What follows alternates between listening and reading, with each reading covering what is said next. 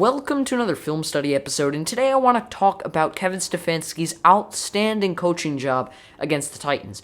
Yes, Baker Mayfield was excellent. I'm one of the most ardent Baker Mayfield supporters you can possibly find. He was electric, not taking anything away from the QB1 of the Cleveland Browns, but Kevin Stefanski's job coaching was just so incredible. It really was. He just outcoached Vrabel. He really took this Titans defense that is really well coached and kind of just toyed with it. And I just think he prepared so well, and it's just really a new era for the Cleveland Browns. So here the Browns have got a 3rd and 10, and they're going to try to run something called a sucker concept.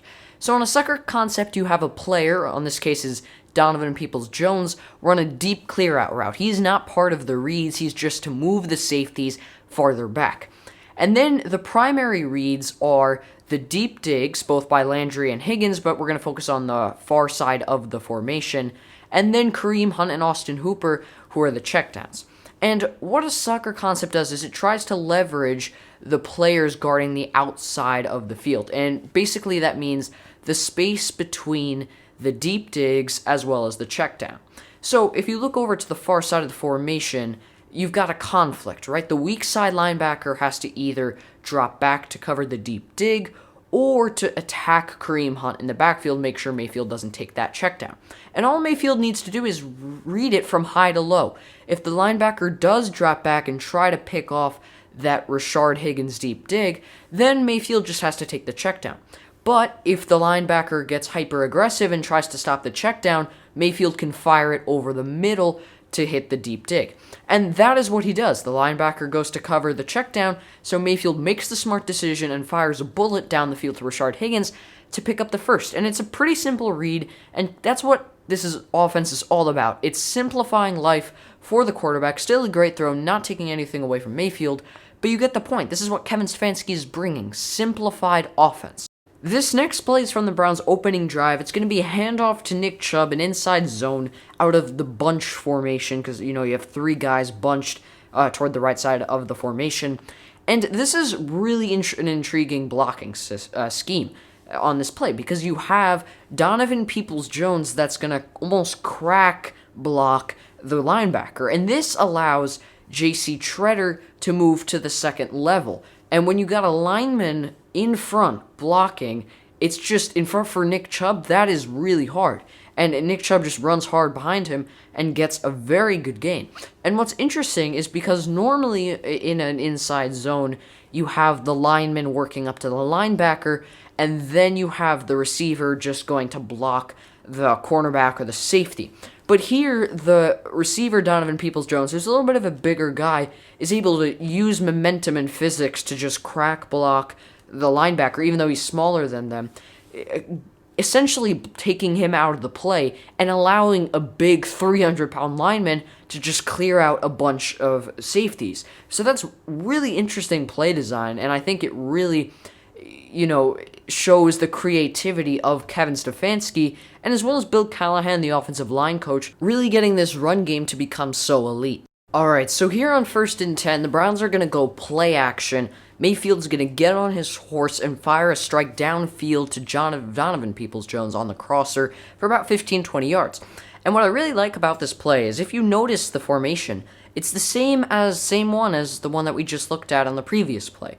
You've got the bunch formation, Donovan Peoples-Jones, the tight end, on the right side of the offensive line, and it looks to be the same inside zone from a little bit of post-snap. It looks like the same thing. The tight end's going to flash across the side of the formation to seal the edge, and then Donovan Peoples-Jones is going to crack the linebacker, but it really is a play action that's executed flawlessly, because now the defense gravitates to stop the run because they know they've got gashed by it the previous time. And then you have Donovan Peoples-Jones just slip out of that box of the defenders, and it's just a nice gain, and that's what you want to see. The Kevin Stefanski offense, a lot of misdirection and play action, which really is set up by the strong run game. And talk about what this run game does for the pass game. Here the Browns are going to go play action. It's going to be a hard play action fake, and they're going to try to hit Donovan Peoples-Jones on this long developing play action concept. It requires Mayfield to sit really far back in the pocket, but it's really well designed and really well executed.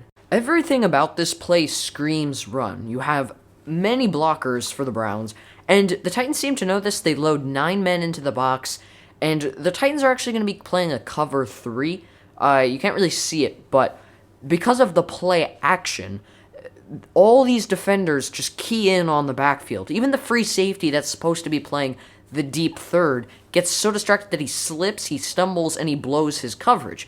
And it's partially because of the execution of Mayfield. He looks like he handed it off because he hides the ball with his other hand, and then he just runs back into the pocket and unloads a huge throw down the sideline to Donovan Peoples-Jones, who has a very nice double move on the corner beyond borders. So really just good execution. You use your matchups, you isolate players and cause them to make mistakes because of the potential threat of the run, and you take your shots.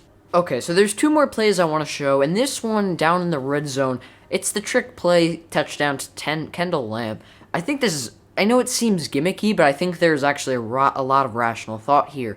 You have Chubb and Hunt both in the backfield. When you have Chubb and Hunt both in the backfield, defenses get scared. So Mayfield fakes the handoff to Chubb, who is the fullback essentially on this play. The defense swarms to him because he's dangerous in the red zone because he can lower the shoulder.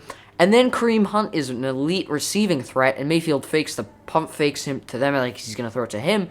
But then Kendall Lamb just slips out and scores a touchdown. And there's not much to break down on this play, but I do think that this shows the scheming up open touchdown throws, scheming up easy throws. You take something that is like a red herring, right? You put Chubb and Hunt in front of the defense, make them plan for them on that play, and then do something completely different.